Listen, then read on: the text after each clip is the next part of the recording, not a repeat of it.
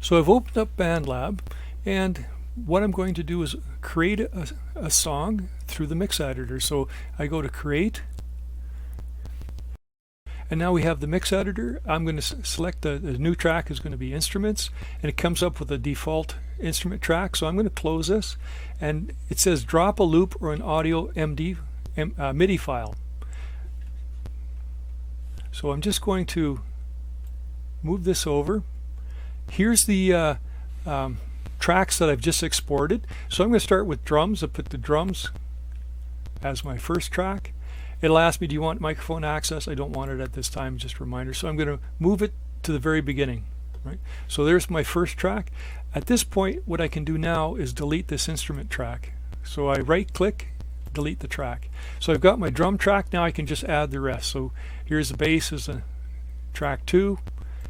Slide it over. Track 3 was my violins. So I'm going to slide it over. Track 4. The reason you're doing this is so that you can collaborate with others. So if you want to have so I have a basic song here that has no vocals. Right? So if somebody wants to work with me and collaborate, what they can actually go into the mix editor and they can make a new revision. They can add vocals, they can add a lead guitar, and they can add other instruments to it. So we're on 4, so I'll do trombone. 6 is my sax, and 7 was the piano lead. As I mentioned before, I separate the piano chords and the lead. That way I have control over the volume of the lead versus the chords. So now I have it all in here. I can play it.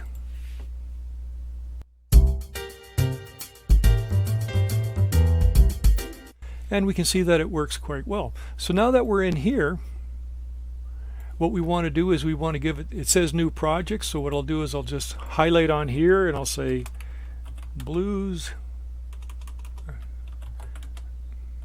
song, and this will be the song, and then I can save it. And what's going to happen, it takes a while to save.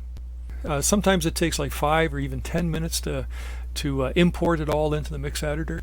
When it's finished, there'll be a little pop-up right here that says mixed saved. So now that we have this saved, what I'm going to do is I'm going to open up another tab on my browser. I always do this as a double check. I'm going to go to Bandlab. So I open up Bandlab. I go to my icon up here, click on it, I go to projects, and what we'll see is the blues song has been saved. Now I'm going to click on it, and then what I want to do is I want to go to project details. Under project details, I go to the blues song up here, and I look at the project settings, and one of the things I want to do is make it forkable. Forkable means that I can now share it. In the description, I can indicate blues song. I can indicate any description I want to talk about here, what instruments that were used, had violin, a sax, etc. Right? And I can update it.